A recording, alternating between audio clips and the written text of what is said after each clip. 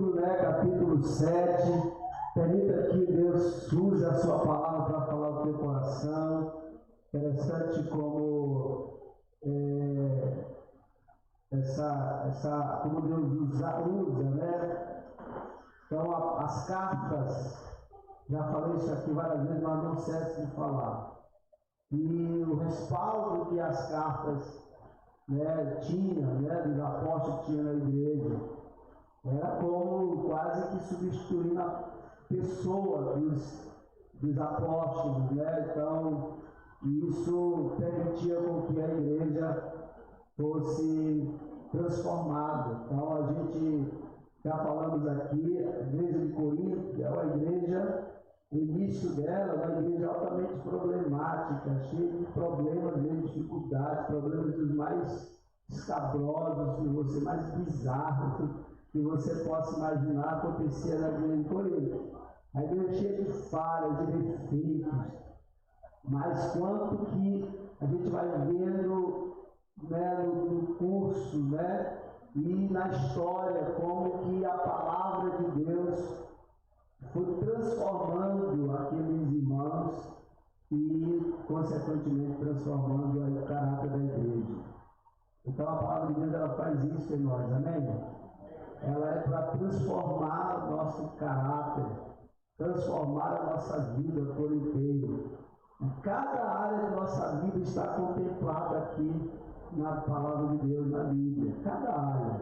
Então, hoje nós iremos ver, ouvir, e é importante que você permita também, assim como os irmãos lá em Corinto, todos nós, permitamos que essa palavra, ela de fato venha entrar em nossa mente, no nosso coração, como a palavra de Deus para nós. Amém? Que você esteja aqui nessa noite aberta para entender esta como a palavra de Deus para a tua vida hoje, porque é assim que essa palavra vai nos moldando conforme o Senhor, e não a gente fazer com que a palavra se molde a nós. Capítulo 7 vai falar sobre vários assuntos. O apóstolo Paulo até ele faz questão de colocar aqui, depois ele trata de várias coisas, né, introdutoriamente. Então, os primeiros versículos do capítulo 7, ele vai fazer tipo uma introdução geral dos assuntos que ele recebeu por meio de Chloe, você já sabe disso, alguém da família de Chloe quer dizer. E depois ele se atém às questões que vêm na carta, e ele vai trabalhando cada uma delas. E essas primeiras perguntas são relacionadas à questão do casamento, né? Casar, não casar, nessa linha. Como é que é se casamento é para todo mundo? Vocês acham que é? A nossa sociedade diz que a nossa cultura diz que todo mundo tem que casar. Né, velho? Quando vê alguém assim que, nossa, ainda não casou, sim, é obrigar todo mundo a casar.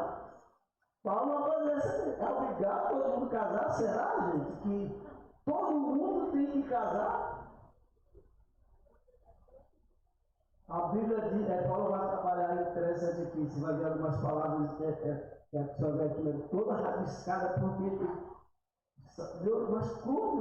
Ele diz assim, casamento é um dom, né? E tem alguns que foram nascidos para casar e outros que não foram.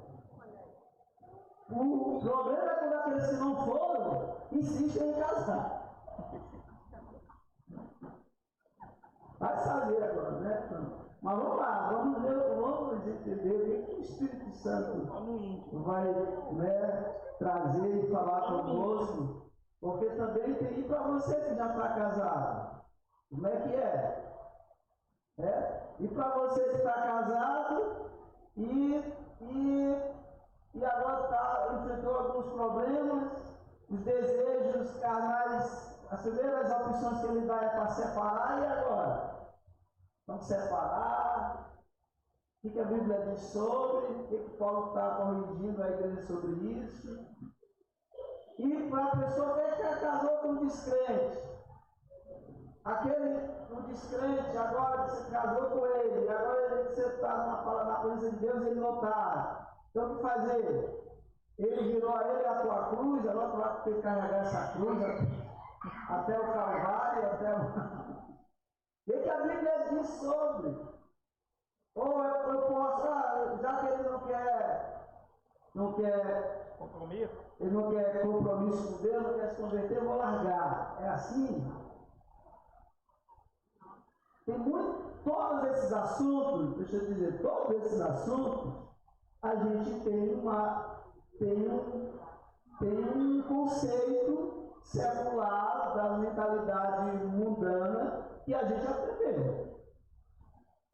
Às vezes, nós já vimos alguém dar conselhos sobre essa questão, ou nós já damos conselhos para essas questões à luz daquilo que a cultura e a sociedade e a cultura nossa nos impregnou. Então, algumas vezes é possível ter saído de você mesmo um conselho balizado completamente contrário do que a Bíblia vai orientar aqui. Então, qual o conselho mais certo? É o que eu aprendi lá, mas lá no interior era assim, era assim assado, então acontecia assim. Então a cultura da minha família acontece assim, é assim que acontece.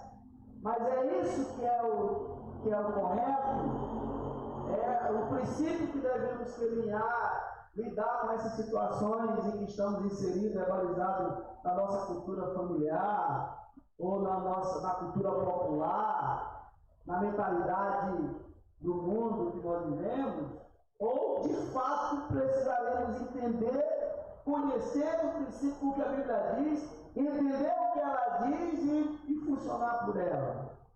Então essa é a questão que nós vamos tratar hoje aqui, com muito temor e tremor, e que Deus nos ajude a compreender o que precisamos. Amém? Amém. Então vamos lá. Ora, capítulo 7, verso 1.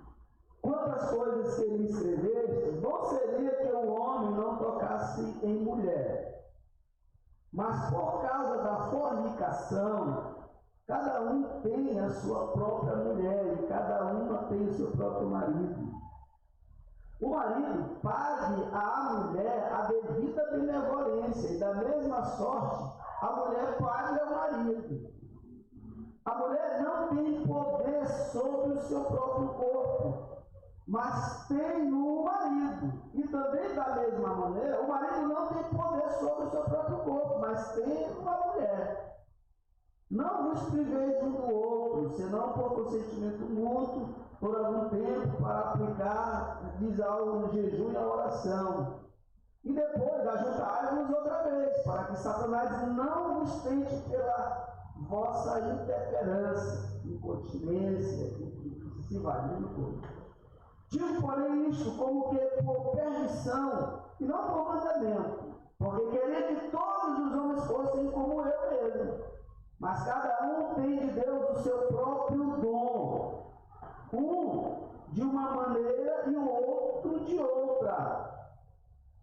Digo, porém, aos solteiros e às viúvas, que lhes é bom se ficarem como eu.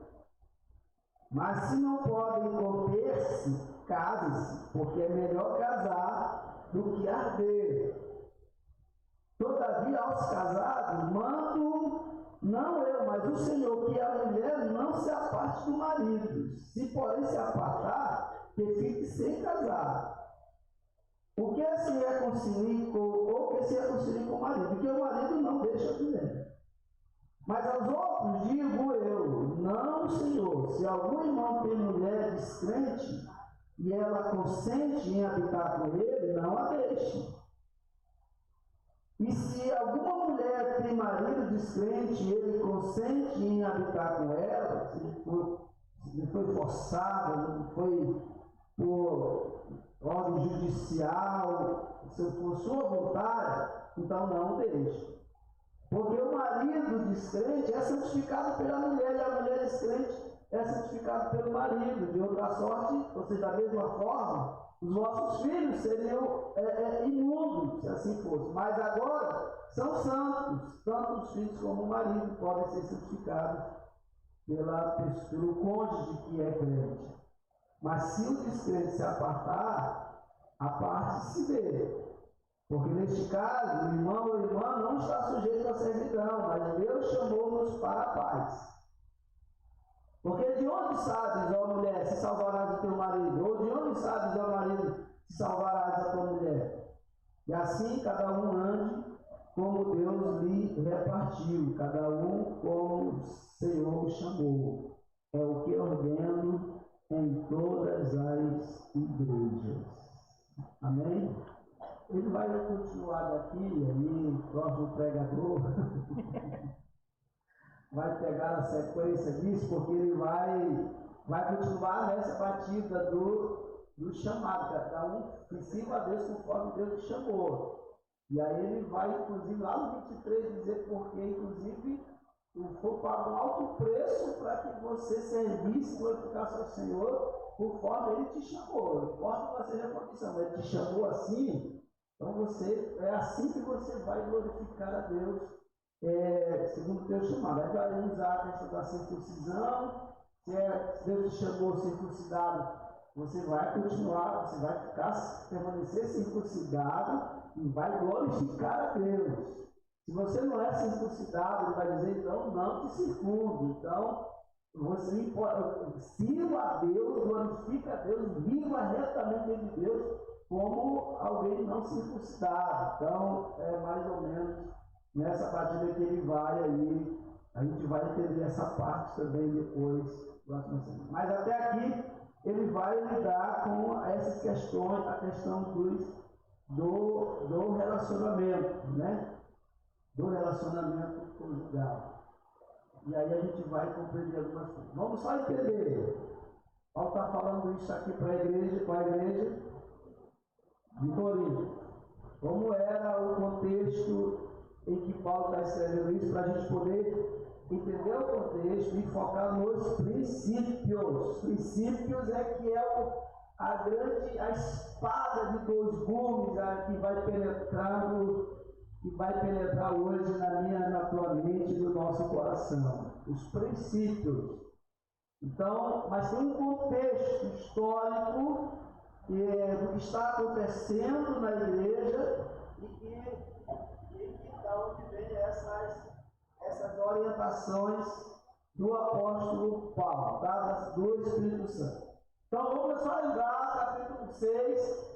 Qual é a tônica que Paulo encerra o capítulo 6? Falando, desmistificando aquela ideia que estava sendo disseminada na igreja, da questão de que o corpo físico não valia para nada, a pessoa podia fazer o que quisesse com ele, porque não adiantaria, não ia servir para nada mesmo. Então, Paulo, inclusive, ele encerra já no final do 6, capítulo 6, lembra? Ele diz, por acaso vocês não sabem, o questionamento de Paulo, em que ele é contundente, como é que vocês não sabem que o corpo de vocês é templo do Espírito Santo? E aí ele vai explicar isso, né?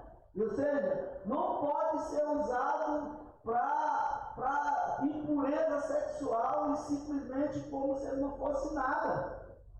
E você não pode tratar o teu corpo, por fato dele ser físico, como se ele não fosse mais servir para nada. E aí falei aqui, na semana passada, que inclusive esse corpo que você tem aí, ele é muito importante. Amém ou não? Amém. Esse corpo é esse corpo que será transformado, ele receberá propriedades celestiais para poder viver a eternidade. Que é o mesmo, da mesma forma que aconteceu com Jesus. A ressurreição de Jesus, o corpo que Jesus ressurgiu e está, é o mesmo corpo que ele subiu, que ele se apresentou por último para os apóstolos, para os discípulos. Um corpo com perfil humano, mas com propriedades celestiais, porque ele atravessou paredes, ele subiu aos céus, E você não imagina que Jesus foi de foguete, com uma corrida de foguete atrás para poder subir. Ele foi subindo. Ele não entrou na sala dos apóstolos, não bateu nem abriu a porta. Ele simplesmente entrou e ele disse: a paz seja convosco. Já no corpo ressurreto, no corpo celestial, porque logo em seguida ele subiu aos céus. E esse corpo, a Bíblia diz que é a primícia. É a primícia. O que é a primícia? O primeiro fruto, ou seja, todos os outros frutos que virão seguirão a primícia. Será o mesmo poder. Entendeu? Então, por isso que a Bíblia diz, inclusive, falei semana passada, por isso que a Bíblia diz que o mar dará conta dos seus mortos, o fogo dará conta dos seus mortos, a terra dará conta, não importa como você vai morrer, mas no meu dia você vai estar lá com o teu corpo recuperado, porque ele vai receber propriedades celestiais para a gente atravessar e viver eternamente com o nosso Senhor. Então cuide do teu corpo. Não, aí que Paulo está dizendo, não entre nessa ideia, porque aqui a igreja estava sendo infestada pelo conceito hedonista de que o corpo, todo mal que alguém fizesse para ser era no corpo. Então não tinha problema. Por isso que dentro da igreja as pessoas estavam vivendo a mesma cultura de antes. Qual é a cultura da igreja de Corinto? Assim, uma das marcas culturais da cidade de Corinto, qual que era? A promiscuidade, a relação sexual era banalizada. Nós já falamos aqui, outros pregadores já deram essa informação. Foi o festejo principal da padroeira da cidade. Qual era o evento, um dos eventos principais?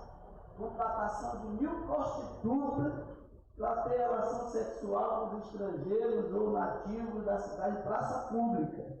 Então, a relação sexual na época lá era um negócio assim, era como eles colocam que eles viam o sexo como beber água, e como comer e se vestir. Então, você troca de roupa, é assim. Então, você foi, gostou de uma blusa, de um vestido, né? Tem gente que não pode ir ali.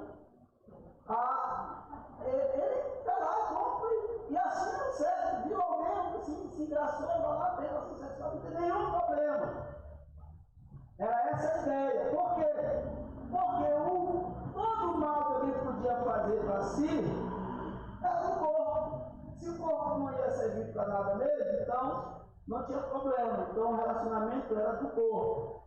Paulo vai dizer aqui que o relacionamento sexual ilícito tem implicação espiritual também. É isso que ele vai dizer aqui. Tanto a relação sexual fora do casamento, como a fornicação, que a gente aprendeu a separar isso, né? Ele vai dizer que tem implicação espiritual também. E aí, então, a partir disso é que ele vai, a partir desse entendimento, é importante a gente entender isso, né? Para a gente poder se situar aqui. Então, e aí, a partir já no capítulo, versículo 1, né? O texto vem, ele vai dizendo: quantas coisas que me escreveste, bom seria que o homem não tocasse mulher. E que está dizendo que ia tocar isso aí, tem relação sexual mesmo. Era melhor que você não se envolvesse. Mas por causa da fornicação aqui é da pressão sexual, inclusive que pairava sobre a cultura da cidade. A cultura da cidade que era mesmo que fazia parte da vida, né, dos crentes que estavam ali. Lembra que era uma cidade, era uma igreja nova, particularmente, né? Então ainda muito misturada, né? O entendimento vacilante acerca do temor a Deus, do viver corretamente na presença de Deus.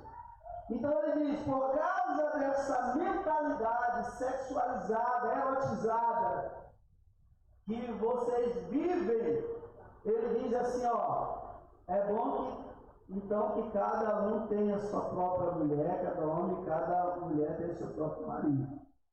E aí, tá, então é assim, então ele começa dizendo, casou, resolveu? Olha, não é só isso, você vai casar para ter a tua mulher, você vai casar para ter o teu marido, mas presta atenção, só casar não está resolvido, porque tem gente que pensa que é assim, e só casou, né, não precisa fazer mais nada. Depois que tu casar, aí vai dizer, o marido pague a mulher devida benevolência, da mesma forma a mulher paga ao marido. Quando é que a gente paga? Quando é que a gente paga, Deus? Quando se está devendo. Essa é a natureza do relacionamento íntimo do casamento que Paulo está instituindo aqui, é devendo. É isso aí que ele está dizendo, é isso que vocês estão pensando. Os maridos estão pensando isso, logicamente. As mulheres já estão meio assim, boiando, né? Que é isso, né? Eu imagino. Mas o que ele diz, olha, pague porque está devendo. Então o marido sempre vai ser devedor à mulher, à sua esposa, né? Devedor da atividade sexual, da satisfação sexual da sua esposa. A mulher sempre vai ser devedora da satisfação sexual do seu marido. Sempre vai ser, não precisa pagar. E aí o 4, ele diz que no 4 ele vai dizer assim, ó, não, por quê? Porque ele coloca logo isso claro, ele diz, a mulher não tem poder sobre o seu próprio corpo, mas tem um marido, e também o marido não tem poder sobre o seu corpo também, a mulher. Lembra que esse princípio, né? A gente diz aqui no encontro de casais isso, né? Diz, olha, a gente não é coerente você negar para o dono aquilo que é dele. Né? Os casais aqui fecham os ouvidos, né? Eu sou Mas o que a Bíblia diz aqui é exatamente isso, que no sentido de, lembra que isso aqui é para corrigir uma deturpação acerca da relação sexual que pairava na cultura daquela cidade e que invadia a igreja. Então, o princípio aqui é contra a banalização do sexo, a banalização da atividade sexual, mesmo no casamento, isso estava assim acontecendo, né? E aí, você vai dizer que até o capítulo, versículo 7, vai fazer esse esclarecimento. Por isso que no 5 ele vai dizer, não vos priveis uns dos outros, senão por consentimento mútuo, por algum tempo, ainda que seja consensual, não pode se estender, né, por muito tempo. Por causa de quê?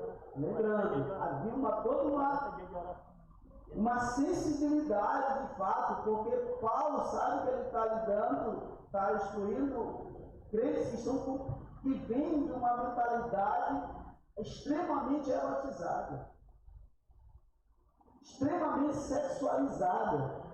E aí então ele vai ter todo um cuidado estabelecendo limites e estabelecendo, não digo limites, mas estabelecendo princípios de coerência. Ele vai falar aqui, ó, do mútuo consentimento. Agora imagine que ele está. Olha o paradigma que Paulo está quebrando. Mútuo consentimento para uma cultura que era uma cultura universal, onde as mulheres não tinha voz quase nenhuma. O Paulo está ali, como é que é mútuo consentimento? Ele para a igreja, é mútuo consentimento. Então, marido, você precisa ter. Nessa linha da atividade sexual, você precisa ter muito consentimento. É sensibilidade com a sua esposa, sensibilidade com o marido, com suas necessidades. E aí é que é especificamente a necessidade da atividade sexual. Né? E aí ele vai inclusive dizer porque, então, e o único motivo que Paulo coloca aqui para justificar essa separação, né, esse espaço, um espaço maior fora do comum, né, da atividade sexual entre o casal, é para que eles estejam em oração e jejum. Né? Esse é o último motivo. Então é muito importante a gente entender isso, porque isso também ficou banalizado. Já atravessou vários séculos e ainda temos vários paradigmas nessa área, nossa sociedade, nossa cultura. Então, a banalização de forma diferente, mas ela também ainda é presente na nossa cultura, a banalização da atividade sexual no casamento. Então, por exemplo, a contabilidade está dizendo, maridos, o intervalo muito grande, um intervalo fora do comum, a única causa que Paulo está apresentando é para se entrar em jejum e oração, se for por um período de consagração, de jejum e oração. Mas na nossa cultura hoje, tem marido ou mulher que faz jejuar e orar para poder acontecer, cara. Atividade sexual. O Senhor salva, faz alguma coisa ali. E aí, ele, inclusive, tem uma outra coisa aqui que é muito importante a nível de princípio, queridos, para a gente compreender aqui. Sei que é muito direcionado aqui muito para os casais dele, né? Ele diz qual que é a causa, qual que é o problema, qual é o grande problema, qual é o caso, o que é que pode trazer de prejuízo maior para o casamento, para o crente em si, porque qual é o impacto até espiritual que isso pode trazer. Porque lembra que ele está combatendo a ideia de que sexo tinha a ver só com o corpo físico, então que não tinha nada de espiritual. Lembra? Ele está combatendo essa ideia. Então, qual é o problema espiritual que pode se atravessar dentro dessa questão da atividade sexual no casamento? A distância, o intervalo,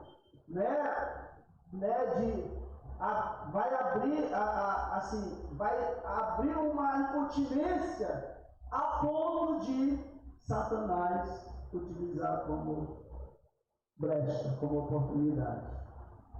Entendeu? Então ele vai fechar dizendo, por que precisa ter todo esse cuidado? Por que precisa ter todo esse cuidado mesmo? Ele vai falar de mútuo consentimento, ou seja, que a relação seja mútua, seja troca, seja... Por que ele vai dizer isso? Por que ele vai dizer que não pode se privar um do outro? Para que Satanás não vos tente pela vossa incontinência, pela vossa fraqueza, pela vossa intemperança, pela vossa fraqueza nessa área.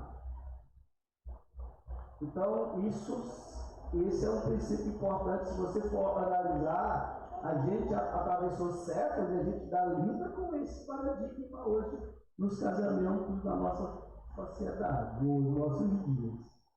Então, é muito importante a gente entendendo isso, porque até para falar disso é um tabu.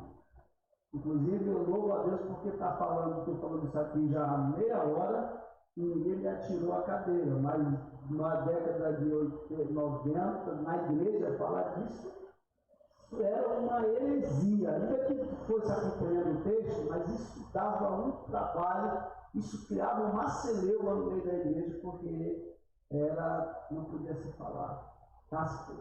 Ensinar sobre sexo, mesmo a luz da palavra, era carnalidade na igreja. Quem é da época vai lembrar que sempre foi um tabu falar disso dentro da igreja. Então era melhor esconder, era melhor não se falar, era melhor não esclarecer, porque não podia se tocar. Porque agora esse tabu vem de onde? Da nossa própria história, né? Então, quantos dos mais experientes aqui tiveram liberdade para falar sobre sexualidade com seus pais? Né? Quem é de Abraão?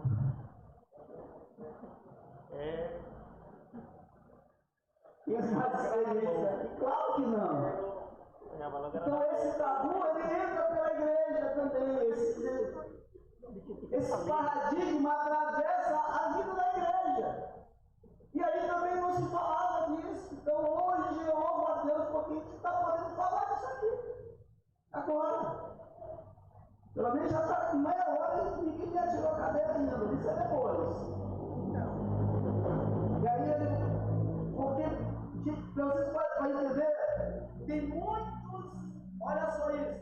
tem muitos assuntos que chegou na situações para Paulo resolver, que chegou na carta que ele recebeu. Isso aqui é a resposta.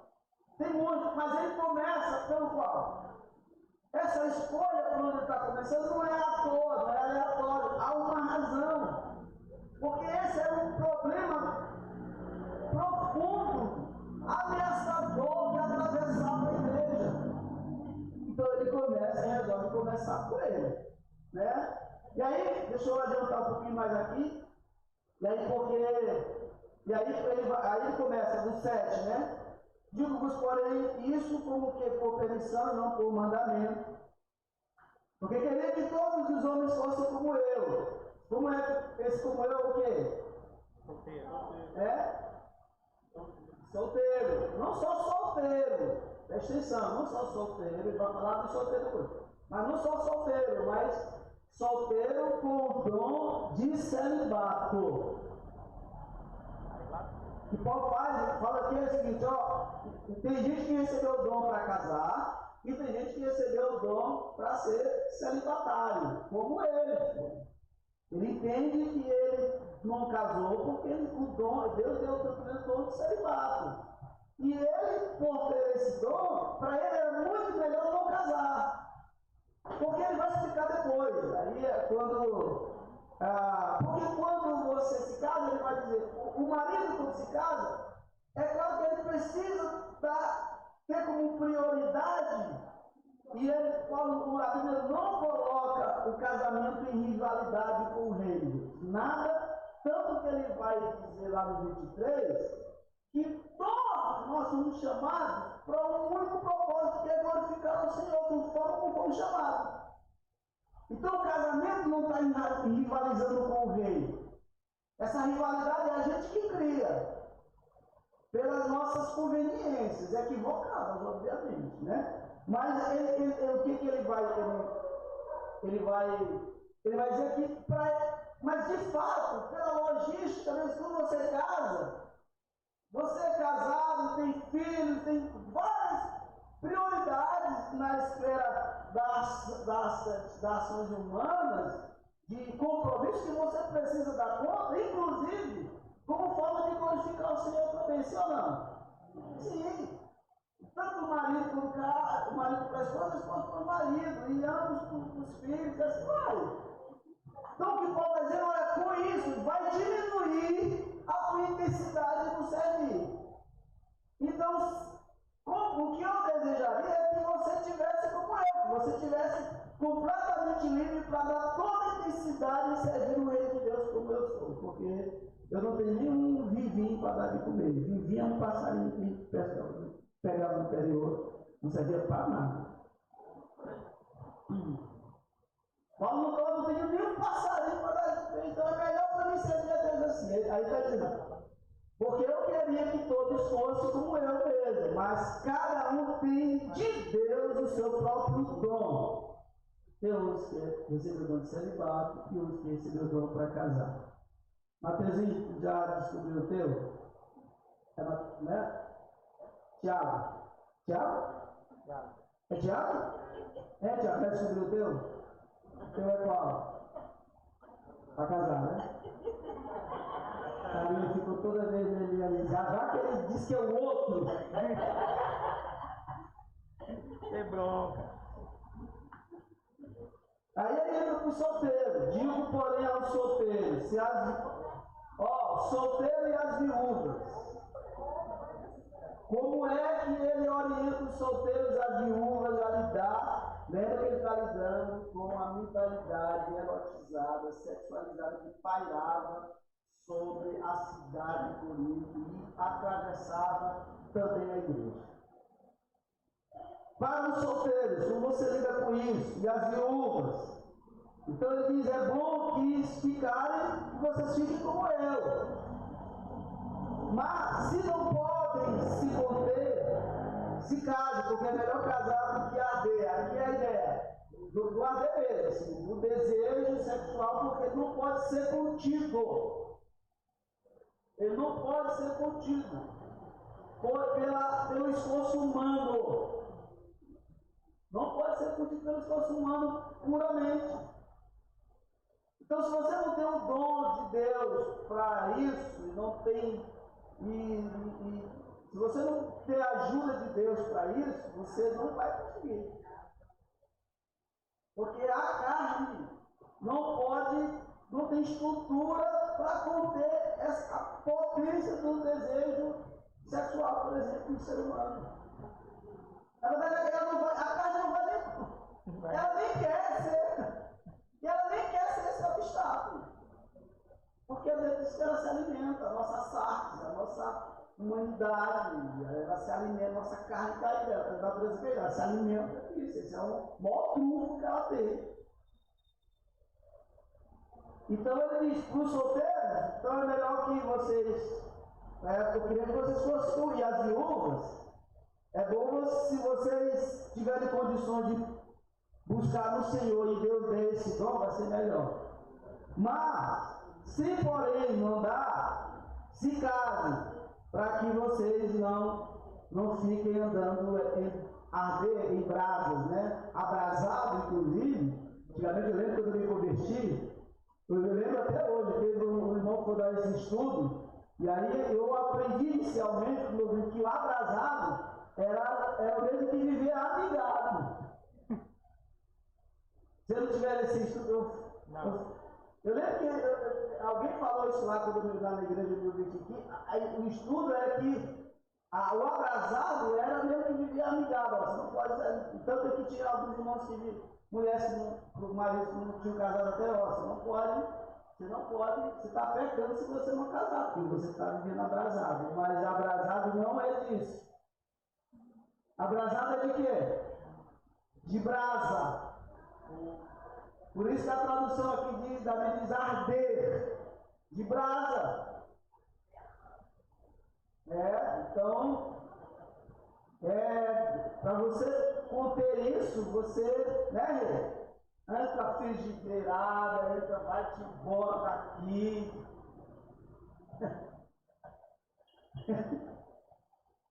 Né, Deus? Aí, é desse jeito. Você tem que se virar no Senhor para poder suportar isso. Todavia, aos casados, mando não eu, mas o Senhor, que a mulher não se aparte do marido, se porém se apartar, que fiquem sem casar, ou que se reconciliem com ele. Aí Paulo está lembrando da fala de Jesus, para ver lá em Marcos, capítulo 10, Jesus fala Jesus é que dá esse parecer, né, sobre o casamento. Também porque, para o contexto, Jesus estava respondendo aos fariseus que estavam usando o divórcio, tinha virado assim a grande celeuma, uma banalização da banalização. Era o momento em que o cara, por exemplo, ia lá na casa do pai, falava lá, se engraçou da menina, e aí geralmente ele apresentava as posses dele, aí o pai, então, pensando no futuro bem-sucedido da menina, entregava a menina e levava. Aí a menina queimava o arroz na cabeça daquele cara, na cultura já estabelecida, hipócrita daquela época, a pessoa já era suficiente para ele chegar, essa menina não serve, não dá certo. Não dá certo uma dois, queimou meu arroz, vim devolver. E aí ele ia atrás de outra menina, e aí era divórcio em cima de divórcio. Acima disso, alguém faz pergunta e Jesus, ele dá essas diretrizes. Se você se casar, se você se separar, você pode casar de novo? Aí Jesus pode. Só se você casar com a mesma mulher. Pode casar de novo, mas com a mesma mulher, ou com o mesmo marido. Caso contrário, vá estar adulterando. Assim que ele estabeleceu isso. Aí Paulo pega essa fala de Jesus e ele traz isso para cá, né? Para falar aos casados, quanto à questão do divórcio. Mas aos outros, digo eu, não, Senhor, se algum irmão tem mulher descrente, aí ele vai entrar na questão do cônjuge descrente. Do cônjuge descrente.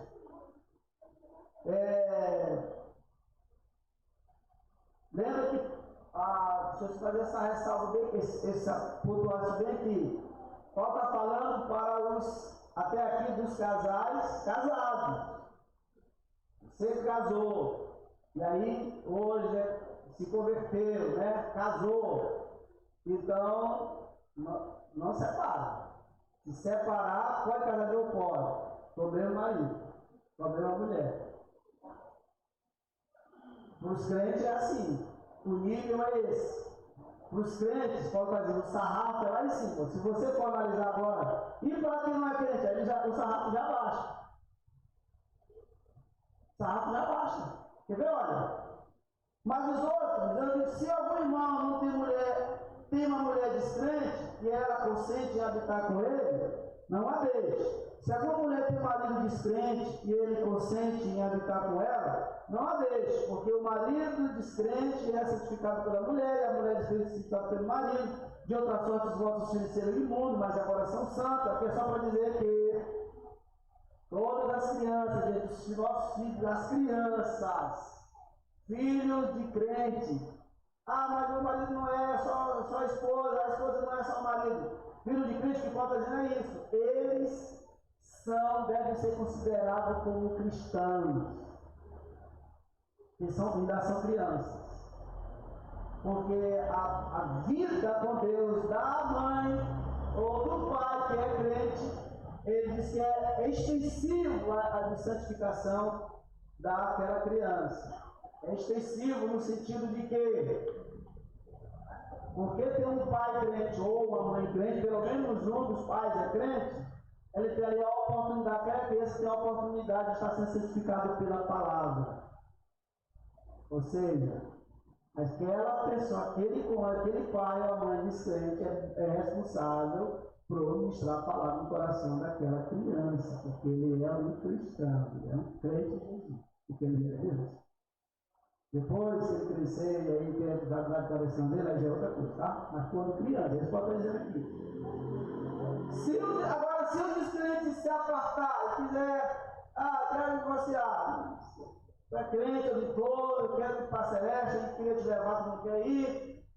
O que ele faz? Vê que você rápido. Paulo já diz, aí você não tem outro jeito, se aparta dele. Estou dando só exemplo disso, não é porque não é qualquer coisa que também que vai fazer a mulher. A mulher se separar só porque ele é descrente. Se ele quiser, ele pode dizer, é só para mostrar que o sarrafo baixou, tá? É só para mostrar que, inclusive, baixou porque a iniciativa, a dureza do coração é do cônjuge descrente. Se é ele que quer, não quer, mas ainda assim, o cônjuge crente, ele tem a opção de perseverar, de investir. Agora ele precisa saber só de uma coisa: não é ele que vai salvar o seu cônjuge. Deu para entender? É por isso que ele fala lá embaixo. Por acaso, tá vendo aqui, ó, no 16, né? Porque de onde sabes, ó mulher, se salvará teu marido? Ou de onde sabes, ó marido, se salvarás a tua mulher? A questão é que não seja a permanência, a escolha de permanecer no casamento, mesmo quando o cônjuge descrente, querer se separar e não sei o quê, mas o cônjuge que é crente disser, bancar isso, não vou lutar pelo casamento, o álibi não pode ser pela salvação. Porque senão essa pessoa, ela vai ficar sofrendo, sendo humilhada, comendo pão de amassou sem margarina, e ela vai começar a entender que ela vai botar na cabeça que ela está fazendo isso, é por causa de Deus. E por dizer, não pode ser o álibi, não pode ser a salvação. Mas se você tem a possibilidade de se apartar, se você vê que ele não quer mais você e ela não quer, e aí ele abaixa o sarrafo. Você pode se apartar desse cônjuge não crente se a decisão foi dele. Por que não pode? Aí ele vai dizer, ó a questão que ele coloca. E assim, cada um ande com Deus, como Deus repartiu a cada um, como o Senhor chamou, e é o que eu ordeno em todas as igrejas, né? descer aqui. Eu sei qual que é a razão que Paulo fala disso. Ele disse para aqui, está bem aqui no 15. Mas se o descrente se apartar, aparte-se, porque neste caso, irmão e irmã, não está sujeito à servidão, mas Deus chamou-nos para a paz. Ou seja, nessa situação, não entre em guerra, porque se tu entrar em guerra, tu vai dar um testemunho altamente negativo para essa pessoa e para todo mundo ao redor. Você foi chamado para estabelecer a paz, para viver em paz. Bem-aventurados os pacificadores, porque serão chamados do quê? Filhos de Deus. Então é melhor, se tiver uma situação tão degradante, deixa ele ir. Deixa ele ir na paz. Deixa ela ir na paz, meu irmão. Essa que é a situação do que Paulo trata aqui para a questão do casamento. Eu imaginava que ia ser mais puxado, mas o que a gente precisa compreender aqui, né, para a gente ir fechando aqui, o tempo não nos permite mais. O que a gente precisa, o que nos atravessa aqui, que é importante a gente sair daqui entendendo, né? Eu listei aqui algumas coisas, a gente de reflexão para nós em meio a todo esse ensino que a palavra nos traz, em meio a situações tão complexas, né? Tão estigmatizadas, esses paradigmas e tabus que foram construídos na nossa mente ao longo de toda a nossa história e da história da igreja. Mas umas coisas a gente pode entender. Primeiro, nosso problema não é não é maior do que o que Deus ele pode fazer com eles. Então não existe nenhum problema no casamento que seja maior do que Deus pode fazer. Então, antes de qualquer coisa, coloque esses problemas do teu casamento, da tua família diante do Senhor. Deus saberá te dar direção para isso. Amém? É possível sair daqui com isso? Amém ou não? Amém. Outra coisa que também é importante a gente deixar aqui é que os nossos relacionamentos, eles não estão à mercê da nossa própria ideia de como conduzirmos. Nossos relacionamentos, eles estão à mercê. Existem diretrizes, mandamentos diretos da palavra para dirigir nossos relacionamentos. Então, esse é o momento em que a gente começa, para de estar conduzindo nosso relacionamento pelo nosso próprio entendimento, pela cultura familiar, para aquilo que aprendemos, que vimos de fulano, de ciclano, e foque para o que a Bíblia diz, como que a Bíblia está orientando, quais são os mandamentos que a Bíblia está trazendo, para que você que vai se encaixar nessa problemática do teu casamento, busque isso. Isso é fundamental para nós, queridos. Desafiador, mas fundamental para nós. E outra coisa, inclusive, se a nossa vida, determinado a nossa vida está entregue ao Senhor, as nossas escolhas, todas serão balizadas no que Deus diz, e não no que as pessoas estão dizendo, ou então nossos desejos sexuais, humanos. Tem que ser balizado no que Deus diz. Que o Senhor nos ajude a filtrar nossas escolhas pelo que o Senhor, pelo que a palavra de Deus diz. Amém? E por último, nunca tente conduzir ou suplantar ou lidar com os teus desejos apenas pela força do teu braço, pelas forças e recursos humanos. Busque ao Senhor para tudo, para tudo. E Paulo diz aqui, nesse trecho, e eu quero já pular para o 22, ele diz, olha, fostes comprados por um bom preço, não vos façais servos dos homens outra vez. Esse servo do homem é do homem mesmo, da tua humanidade. Foste comprado por um bom preço.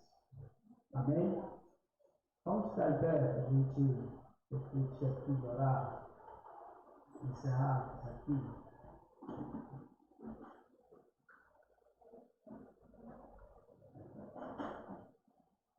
Senhor, gratidão por tua misericórdia, Senhor, sobre a nossa vida. Gratidão porque o Senhor nos dá a liberdade de podermos entender muitas coisas acerca de algo tão complexo, cheio de estigmas, de tabus, mas temos liberdade no Senhor, no teu Espírito, e tudo que vem da tua palavra, Senhor, para nós é vida. Então, que a tua palavra, que é vida, esteja trazendo vida, Senhor, renovando a vida nos nossos corações, nas nossas mentes e também nos nossos relacionamentos, a nossa forma de lidar com o nosso corpo, com os nossos desejos. Senhor, te suplicamos por tua misericórdia e graça, força do Senhor, recursos do Senhor, para que continuemos a viver uma vida reta de ti, glorificar o teu nome, apesar de nós. Apesar de nossos atravessamentos, apesar das nossas cargas, apesar dos nossos desejos desvirtuados, apesar disso, nos dê recursos do Senhor para viver uma vida reta diante de ti. Pedimos isso em nome de Jesus. Amém.